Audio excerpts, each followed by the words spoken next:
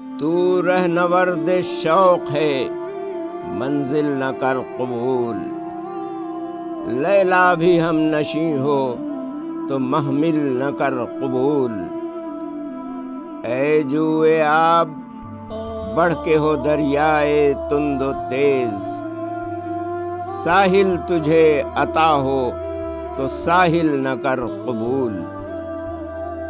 کھویا نہ جا صنم قدائے کائنات میں، محفل گداز گرمی محفل نہ کر قبول۔ صبح ازل یہ مجھ سے کہا جبرائیل نے، جو عقل کا غلام ہو وہ دل نہ کر قبول۔ باطل دوئی پسند ہے حق لا شریک ہے، شرکت میانۂ حق و باطل نہ کر قبول۔ بسم اللہ الرحمن الرحیم۔ السلام علیکم ورحمۃ اللہ وبرکاتہ۔ پروگرام بانگ درا میں خوش آمدید۔ میں ہوں آپ کا میزبان عمار محبوب اور میرے ساتھ موجود ہیں احمد حاتف صدیقی صاحب۔ برصغیر پاک و ہند کی تاریخ میں بہت بڑا نام ہے ٹیپو سلطان، اور جس کو آپ جتنے اوصاف اس سے جوڑ سکیں، یعنی جرت، بے باکی اور غیرت اور خودی جو ہے، اس کا استعارہ جو ہے ہمارے کانٹیکس میں وہ ایک شخصیت ہے، یعنی ایک طاقت کے سامنے جب سب نے سرنگوں ہو گئے، اور یہ وہ شخصیت تھی کہ جس نے اس ہمارے یعنی ایک برصغیر کے کانٹیکس میں ہمیں یہ پیغام دیا اور دوبارہ اس اصل میں رسم کو تازہ کیا کہ چاہے آپ کی عددی طاقت جتنی مرضی ہو، آپ کمزور چاہے جتنے مرضی ہوں، لیکن ان زمینی خداؤں کی جو ہے طاقت جو ہے اس کو قبول نہ کرنا۔ تو علامہ اقبال نے ایک ٹریبیوٹ جو ہے وہ پیش کیا ہے، اور میں یہ کہتا ہوں کہ ٹریبیوٹ بھی اتنا پیارا ہے، وہی بات کہ مطلب سلطان ٹیپو سے ہمیں محبت تو بہت ہے، اور ان کا مقام ہے وہ تو ہم سب کے سامنے موجود ہے، لیکن وہ ہمیں کیا پیغام دے کے گئے۔ تو اقبال نے لکھا ہے کہ سلطان ٹیپو کی وصیت، یہ نظم کا ٹائٹل ہے، ضرب کلیم کی یہ نظم ہے۔ آپ لوگوں نے بہت بار یہ سن رکھی ہوگی، ترنم سے بھی یہ بہت بار جو ہے یہ پڑھی گئی ہے۔ تو البتہ اس کے اشعار جو ہیں وہ اردو خاصی مشکل ہے اس کی، تو احمد حاتف صدیقی صاحب سے میں گزارش کروں گا کہ اس معروف نظم کے جو اشعار ہیں اس کی تشریح ہمارے ناظرین کے سامنے پیش کریں۔ جزاک اللہ۔ بسم اللہ الرحمن الرحیم۔ بہت ہی مشہور شعر ہے، اور چونکہ یہ گایا بھی گیا ہے جی جی، تو اقبال نے جو شروع کیا ہے کہ تو رہنورد شوق ہے منزل نہ کر قبول، لیلا بھی ہم نشیں ہو تو محمل نہ کر قبول۔ صحیح۔ تو سلطان ٹیپو کی وصیت اس نظم کا عنوان ہے، تو اس کو ہمیں اس پس منظر میں بھی دیکھنا چاہیے۔ رہنورد کہتے ہیں مسافر کو، راستہ طے کرنے والے کو، راستہ چلنے والے کو، اور تو مسافر ہے شوق کا، رہنورد شوق ہے۔ اچھا، شوق کا مسافر ہے، شوق کا مسافر ہے تو یعنی تیرے دل میں ایک آرزو ہے، جی جی، تیرے دل میں ایک محبوب ہے، صحیح، اور تیرے دل میں ایک یعنی یہ کہنا چاہیے جیسے جذبہ شوق شہادت جس کو کہتے ہیں کہ شہادت کے حصول کا شوق ہے، تو رہنورد شوق ہے، منزل نہ کر قبول۔ جہاں تجھے بٹھا دیا جائے گا بس یہاں، اب یہ آ گئی منزل، اب اس کے آگے سفر ختم ہو گیا، اس کو نہیں قبول کرنا ہے، سفر کو جاری رکھنا ہے، منزل نہ کر قبول۔ اور انہوں نے شاعرانہ مثال دی ہے کہ لیلا بھی ہم نشیں ہو تو محمل نہ کر قبول۔ محمل اونٹ کے اوپر وہ جو کجاوا ہوتا ہے جس کے اندر خواتین بیٹھتی ہیں، اور محمل لیلا تو بہت مشہور ہے کہ لیلا اس محمل کے اندر ہوتی تھی اور مجنوں اس کے پیچھے دوڑتا پھرتا تھا۔ تو اگر لیلا تیرے ساتھ بیٹھی ہو تو بھی تجھے محمل کے اندر نہیں بیٹھنا ہے، صحیح، اس کے پیچھے دوڑتے رہنا ہے، صحیح صحیح، اپنا کام جاری رکھنا ہے۔ تو رہنورد شوق ہے منزل نہ کر قبول، لیلا بھی ہم نشیں ہو تو محمل نہ کر قبول۔ اے جوئے آب بڑھ کے ہو دریائے تند و تیز۔ جوئے آب، اچھا، جوئے آب جو ہے یہ ندی کو، نالے کو، نہر کو، چشمے کو، یعنی پانی کے چھوٹے ذخیرے کو کہتے ہیں جو جھیل وغیرہ ہوتی ہے۔ تو اے جوئے آب بڑھ کے ہو بڑھ کے ہو دریائے تند و تیز، یعنی دریا کی روانی اپنے اندر، دریا جو ہے وہ ملک کے ایک سرے سے چلتا ہے تو دوسرے سرے میں جا کر راستے میں آنے والی ہر رکاوٹ کو توڑتا تند اور تیز ہوتا ہے۔ ندی جو ہے وہ کنارہ کر جاتی ہے، مطلب ندی ایک جگہ رہتی ہے، ایک بہت محدود رقبے میں محدود اسی پر راضی ہو جاتی ہے، ہاں اسی پر راضی ہو جاتی ہے۔ تو یہ کہتے ہیں کہ کہیں ٹھہرنا نہیں ہے جوئے آب بڑھ کے ہو دریائے تند و تیز، یعنی وہ جس طرح سیلاب میں ہوتا ہے کہ ندی نالے بھی جو ہے وہ اوور فلو کر جاتے ہیں اور پھر وہ دریا بن جاتے ہیں، تو اس طرح اقبال یہ کہتے ہیں کہ اپنے اندر کا جذبہ جو ہے وہ اندر ہی تھام کر کے نہ رکھو، بلکہ اس کو باہر نکالو اور چھوٹی سی جگہ پر، چھوٹی سی چیز پر، چھوٹی نعمتوں پر اکتفا کرنے کے بجائے آگے بڑھو اور بڑی نعمتوں تک پہنچو۔ ساحل تجھے عطا ہو تو ساحل نہ کر قبول۔ آپ دیکھتے ہیں کہ ساحلوں پر جو دریا کی موجیں ہیں وہ آ کر کے بالکل سست رفتار ہو کر کے ٹھہر جاتی ہیں، پرسکون ہو جاتی ہیں۔ اچھا، اسی کو اگر ہم وہ پھر وہ مطلب اس کے ٹائٹل کے ساتھ جوڑیں گے، سلطان ٹیپو کے ساتھ، مطلب مجھے یہ سمجھ میں آ رہا ہے کہ وہ دور میرے ذہن میں آ رہا ہے کہ مطلب وہ انگریز آئے ہوئے ہیں اور کسی کو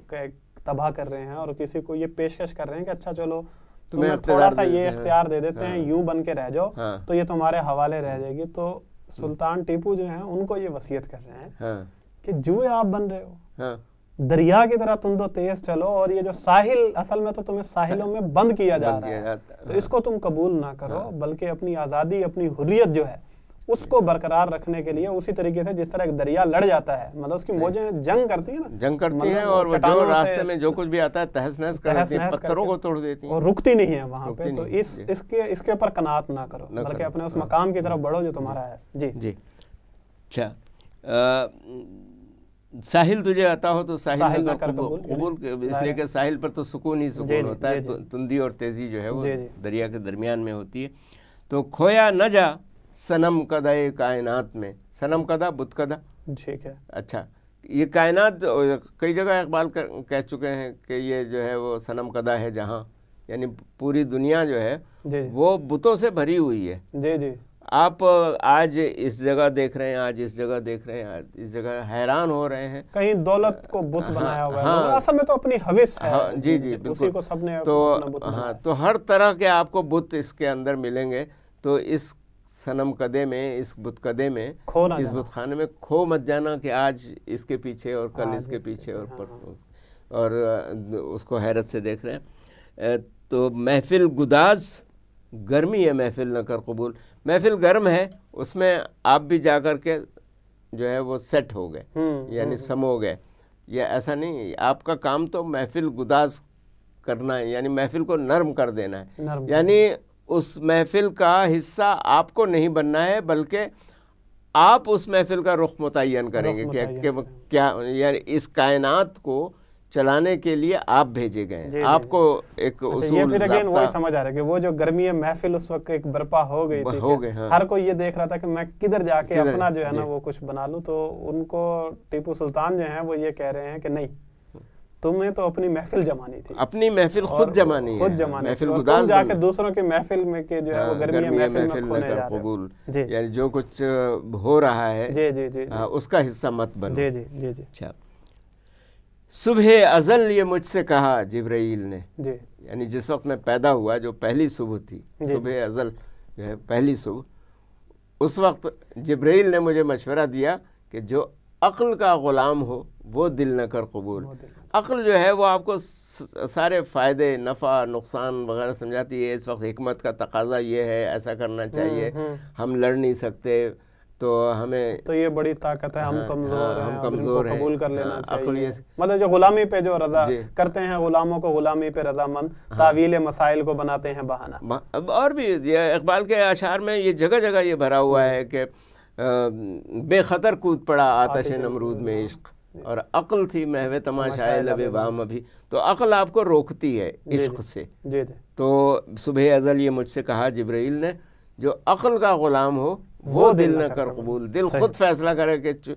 یہ بات ٹھیک ہے تو میں یہی کروں گا، جیسے ابھی آپ نے بتایا کہ مصلحت پسند ہے، عقل مصلحت ہے، عقل عیار ہے 100 بھیس بدل لیتی ہے، وہ آپ کو 1000 طریقے سے لیکن دل یہ کہتا ہے کہ یہاں پر میرا غلبہ، میری حکمرانی ہونی چاہیے، تو ٹیپو سلطان کے پاس مٹھی بھر افراد تھے، وہ ٹکرا گئے تو انہوں نے کہا پاش تو ہو سکتا، جبکہ عقل کے خلاف تھی یہ بات کہ اتنی بڑی طاقت سے مٹھی بھر لوگوں کے ساتھ ٹکرایا جائے۔ جو عقل کا غلام ہو وہ دل نہ کر قبول، باطل دوئی پسند ہے، حق لا شریک۔ یہ کنکلوژن ہے اس کا کہ ہر معاملے میں اچھا جی یہ بھی راضی رہے، وہ بھی راضی رہے، یہ بھی ٹھیک ہے، وہ بھی ٹھیک ہے، اور ہم اپنی زندگی کے عام معمولات میں بھی آپ یہ کہتے ہیں کہ بھائی ہمیں کسی سے وہ ٹکر نہیں لینی چاہیے، اور کسی سے کیا کہتے ہیں کہ دشمنی نہیں مول لینی چاہیے، ٹکراؤ نہیں ہونا چاہیے اس وقت بھی جب وہ ہمارے اوپر ظلم کر رہا ہو، ہمارے اوپر تشدد کر رہا ہو، ہمیں غلام بنانے کی کوشش کر رہا ہو، تو اس وقت بھی ہمیں کسی سے ٹکرانا نہیں چاہیے۔ یہ بس ٹھیک ہے، ہم حق پہ تو ہیں نا، تو حق پہ ہم ہیں، اور وہ بس باطل سے ٹکر، وہ کہتے ہیں باطل تو چاہتا یہی ہے، دوئی پسند ہے، اور حق یہ کہتا ہے کہ بس میرا غلبہ ہونا چاہیے اور کسی اور کا غلبہ نہیں، الحکم الا للہ، لا غالب الا اللہ، اور ان الحکم الا للہ۔ تو حق کا تو یہ پیغام ہے اور تم سے یہ مطالبہ ہے، یہ تقاضا ہے، حق لا شریک ہے۔ تو شرکت میاں نہ حق و باطل نہ کر، حق اور باطل کے درمیانی راستے کو مت اختیار کرو۔ میان درمیان کو کہتے ہیں، جس کو ہم درمیان کہتے ہیں، میان حق و باطل، حق اور باطل کے میان میں، درمیان میں جو شرکت ہے، جی ہاں، اس کو قبول، ہاں کہ آپ حق ایک طرف ہے، باطل ایک طرف ہے، آپ بیچ میں کھڑے ہیں کہ ادھر جاؤں کہ ادھر جاؤں، اور ایسا ہے کہ میں دونوں میں سے کسی طرف نہیں جاتی۔ یہ تذبذب کہلاتا ہے کہ ہم نہ، یہ عقل کا ڈیسیژن ہے، یہ عقل کا فیصلہ ہے، اور دل کا فیصلہ ہے کہ حق لا شریک ہے، حق لا شریک ہے، باطل دوئی پسند ہے، حق لا شریک ہے، شرکت میاں نہ حق و باطل نہ کر قبول، کہ حق اور باطل کے درمیان منافقت نہ اختیار کرو، جو ہمارا اس وقت مجموعی قومی رویہ ہے کہ ہم نام سے مسلمان ہیں اور نمازیں بھی پڑھتے ہیں، قرآن کی تلاوت بھی کرتے ہیں، اللہ کے احکام بھی سنتے ہیں، احادیث بھی سنتے ہیں، لیکن عمل ہم اس قانون اور منشور اور چارٹر کے مطابق کرتے ہیں کہ جس میں عقل بتاتی ہے کہ اس میں فائدہ ہے، عقل بتاتی ہے۔ بہت بڑا پیغام ہے، باطل دوئی پسند ہے، حق لا شریک ہے، شرکت میان آئے حق و باطل نہ کر قبول۔ اس شعر کے اندر خود اتنا بڑا پیغام ہے کہ میرے خیال میں اس کی تشریح جو احمد عاطف صاحب نے بیان کی ہے کہ اگر ہم اس کو اپنا لیں اور ہمارے دلوں کے اندر یہ جذبہ پیدا ہو جائے اور ہم یہ کہنے کے قابل ہو جائیں، ہمارا یہ تربیت ہم اپنی نسل کی یہ کر سکیں کہ وہ شرکت میان آئے حق و باطل جو ہے اس کو کبھی قبول نہ کرتی ہو، تو انشاءاللہ پھر ہم اس مقام پہ کھڑے ہوں گے کہ جہاں پہ ہمیں ہونا چاہیے تھا، اور وہ کھویا ہوا مقام انشاءاللہ اللہ تعالیٰ اس امت کو دوبارہ دے گا۔ اور اقبال کا سارا کلام جہاں ایک طرف تنقید ہے، دوسری طرف اس کے اندر امید موجود ہے، یعنی یہ اسی وقت پیدا ہوتی ہے تنقید کہ جب انسان کو کوئی چیز نظر آ رہی ہوتی ہے۔ جب کوئی چیز نظر نہیں آئی ہوگی، کوئی امید نہیں ہوگی، کوئی آرزو نہیں ہوگی، تو پھر تو کوئی تنقید کی کوئی وجہ بھی نہیں بنتی۔ آپ لوگوں سے انشاءاللہ ملاقات ہوگی اگلی نشست میں۔ السلام علیکم ورحمۃ اللہ۔